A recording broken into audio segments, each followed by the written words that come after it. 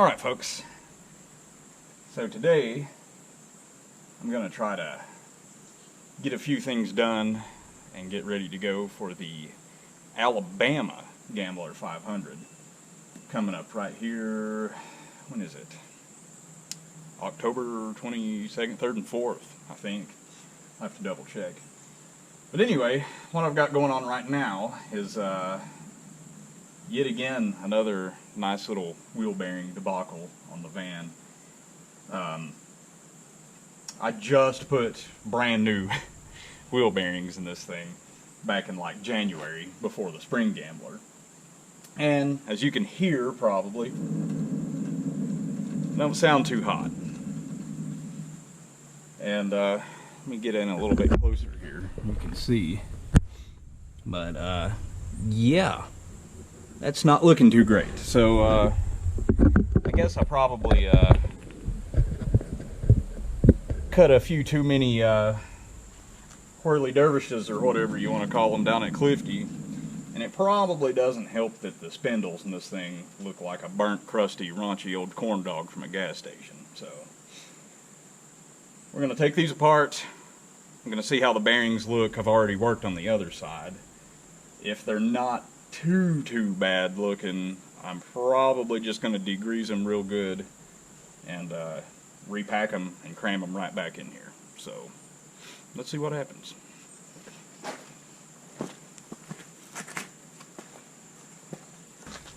I've already got the cotter pin kind of straightened out there. Just kind of yank that out. Now, ooh, okay. I don't have to get anything there. You can definitely tell this is kind of crusty and raunchy whenever this nut doesn't want to just real easily slide off from here. At least this side still has the washer in it. I guess the other side must have not had one to begin with, and I just didn't think about it and crammed it back together. But this little washer right here, the other side didn't even have one, and I ended up having to go to Rural King and get me a couple just for good measure, because I didn't know what I was going to need. There we go. I do have to say this side doesn't look near as bad as the other, so that's a good sign. That's a real good sign, actually. I mean, there's some water in there, but that's not near as bad as what the other side was. Set it over there on my little paper towel.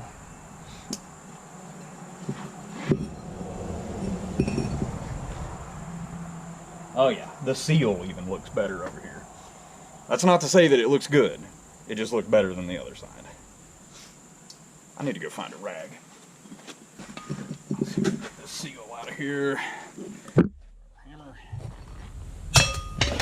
Just like that. That's pretty raunchy, I gotta say. But the bearing actually looks and honestly feels okay. So I'll mix me up a little jar full of some diluted high-powered degreaser here in a minute. Clean those up real good and clean this nasty little mess right out of here, and we'll be good to go. So I'll be back in just a moment. Alright, and I'm back. So I don't remember if I did a YouTube video about this or not, but the last time when I worked on this thing and I had to put bearings in it, they were blown out so bad that on this side the inner wheel bearing had actually separated and flown apart. The cage disintegrated and the bearings, the rollers themselves, were just kind of zinging around in there all willy-nilly. Of course, a motorcycle comes roaring by and a really loud truck. Must be going to a Gambler 500 somewhere else. But anyway, sorry about that. Whenever that thing flew apart, the inner race of the inner wheel bearing was seized onto this spindle, and I actually had to cut it with an angle grinder. And when I did, I kind of accidentally got into the spindle a little bit. So not only does the spindle already look like a crusty old burnt raunchy corn dog from a gas station, it's also got a big scar on it where I accidentally nicked it with the cutoff wheel with an angle grinder. But you know, whatever. It's pretty raunchy looking. The seal, the surface that the seal rides on, looks particularly awful. I would say that's probably got a lot to do with water getting in. I bet that thing barely does its job of keeping the grease in, let alone keeping water and dirt out. So I'd imagine this thing's probably going to need some bearing repacking action going on at least twice a year. Over here, I got my nice little jar of degreaser, and that's actually just probably about that much degreaser in the bottom of the jar, which is honestly probably more than it needed, and the rest of it's water.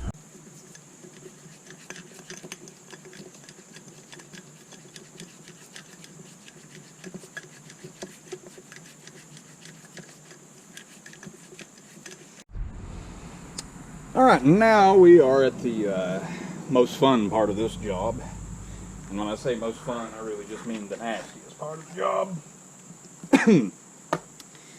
I have the bearings degreased, cleaned them up, soaked them in some gear oil so they're freed up pretty good and sounding okay. And then I've got all of the machine surfaces like races and the mating surface where the seal goes in and stuff on the rotor degreased and cleaned up, and I've got the spindle degreased and cleaned up. Got all the dirt and stuff off them in as good as I could get it. So now we're gonna repack these bearings. And a lot of people have bearing buddies and things of the like, but obviously I'm working outside in a gravel driveway, so pretty safe assumption I don't have any of that stuff. So we're going to do it the old-fashioned way here.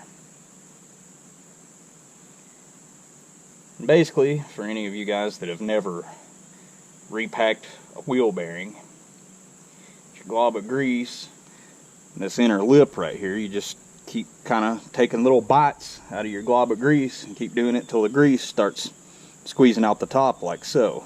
Of course, that's, you know, that's kind of dirty black looking. I'll probably keep squeezing until that comes out, but that's mostly from where I soaked these in oil, and it's just kind of working up the last of the rusty, dirty whatever that may be inside of the bearing. So I'll just keep packing and packing and packing until it squeezes that out and the grease starts turning red all the way around. You can see how much of it's coming out now. That black grease. Swap that on the paper towel. That'll work good to start a campfire with later. There we go. So yeah, messy job. But sometimes you just can't avoid it. Alright, so I've got all this stuff degreased and then cleaned up, and then I just put just ever so slightly, just barely a little paper thin coat of grease back on it. Just because I don't want to stick the bearings and stuff back on there and it just totally dry. Plus, especially back here on this surface that the seal rides on. Got the seal and the inner bearing put back in. Got it all repacked. Looking all right at the moment. So yeah. Slide that ever so gently. There it goes. Turn this off. Grab my inner bearing, pop it back in there. You can see these washers, there's a keyway cut in that spindle right there, and these factory washers are supposed to go in to keep the washer from spinning around. Obviously, the one I put on the other side didn't have that, and you know, really, I'm not incredibly worried about it. Another thing too, I don't really know exactly what the specs would be in a manual on this, but for any of you guys that may be watching this, if you've never put wheel bearings in something like this, that nut right there is a 1 1/16 inch. And the way I always do it is I just souse it down tight, loosen the ratchet, and then back it up about 1/4 to 1/2 a turn, just however far you need it to go, so the hole will line up so you can stick your cotter pin back in it. Which honestly, that thing is raunchy as it can be too. I need a new pin.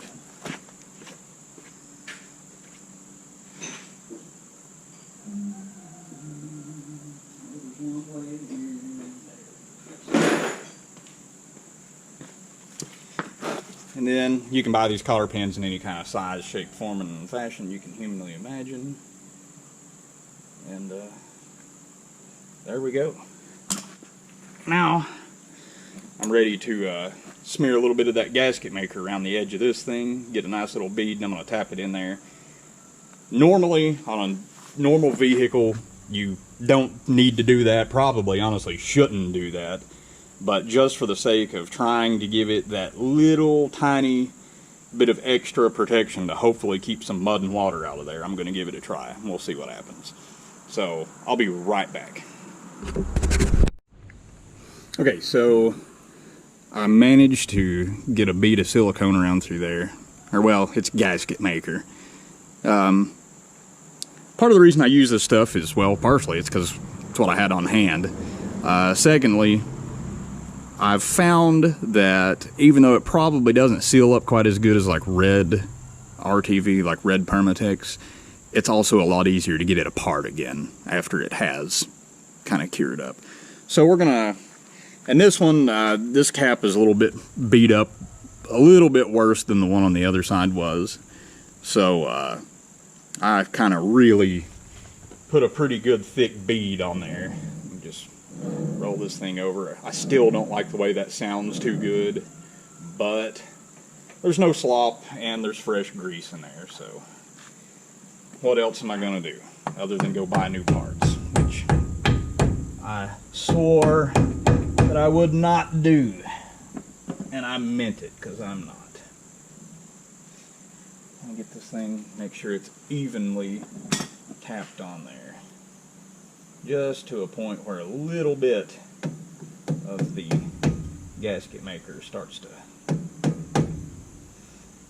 ooze out from the edges here, and then that'll be good enough. Of course, I'm sure this dust cap is also probably warped around 10 ways to Sunday as well to begin with, so it looks pretty good, I think. So we're just going to call it good right there at that. And then one last little detail here before I put the brake pads and caliper back on. I'm going to take just a tiny little bit of grease and smear it on these studs. A lot of people say, you know, well, I've heard a lot of people, more than you would think, say that they've actually put Loctite on their studs when they go to put the lug nuts back on. And honestly, I've never understood that. You know, as long as they're torqued like they should be, and you just check them every once in a while, they're fine. Especially like on this thing, it's got steel wheels on it. I could kind of understand that a little bit better if you've got aluminum or alloy wheels, but to run steel wheels, just make sure they're torqued good. I've never had a problem with my lug nuts coming loose, and I've been putting either anti-seize or grease on the studs for years now, and it helps a lot, especially on something like this that gets driven around in mud and water all the time and you're constantly having to work on it. It really makes a big difference in being able to get stuff back apart again without destroying things, and you know, and it helps things from rusting up and stuff to begin with. So just a pretty easy, simple little method of kind of saving yourself some hassle in the long run. Right now, any of you guys don't know what I'm doing, I'm actually greasing up the caliper pins, because that's another thing I always slather down with either anti-seize or grease. And here in the last couple of years, I think I've decided that just some regular grease actually works better on these caliper pins than anti-seize, because the anti-seize doesn't actually lubricate. It kind of gets pasty and it keeps it from seizing, hence its name, but it really doesn't do much in the way of actually lubricating these pins and helping the caliper work like it should. So I've actually kind of went to using grease over anti-seize on the caliper pins.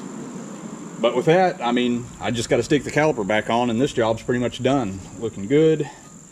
And beyond that, I just need to take this thing and jack it up in the back and put my other highway tires on, because I actually plan to drive this thing to Alabama right here at the end of October. So we'll see how that goes. But that's all I got.